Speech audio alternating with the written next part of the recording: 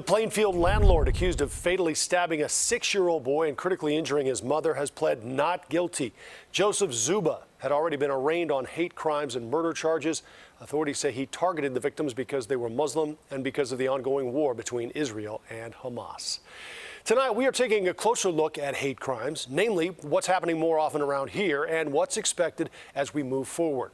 CBS 2 political reporter Chris Tye sat down with the head of the local FBI team that handles hate crimes in the Chicago area. The murder of Wadi Al-Fayyoumi in Plainfield underlines a trend that's concerning those at the FBI. Going back to 2017, the number of hate incidents that were reported in Illinois was about 85. In 5 years, in 2022, the number of incidents has tripled. What do you point to over the last couple of years to see that tripling? That's a startling number.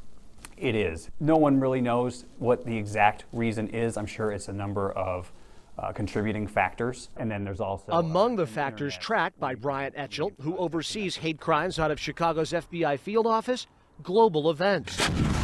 A spike in Israeli-Palestinian hate crimes in recent weeks is similar to spikes seen towards Muslim Americans after 9/11 and toward Asian Americans during COVID. Last year, there were over 11,000 hate crimes nationally, 300 in Illinois. Of those, about half are race-related, 20% related to religion, the rest a mixture of motives. This year's numbers aren't out yet, but new trend lines are coming into focus. Religious-based incidents are actually on the decline in this country. It's race-based incidents that are on the incline. And in Chicago, there is a new disturbing hate crime trend, and it's ticking up with every arriving migrant bus. And now that they're more present, that they're seeing it in the media more so, it's going to start to cause that underlying undercurrent of bias against migrants to start to come up and erupt. For one, the opportunity for hate crimes against them has increased because there's simply more of them. It's a numbers game. And much like the attack in Plainfield, charged as a hate crime, and the shooter up in Maine last week, not a hate crime, there is a concerning through line at play: lone wolf actors. Are those the kind of individuals that keep you up at night?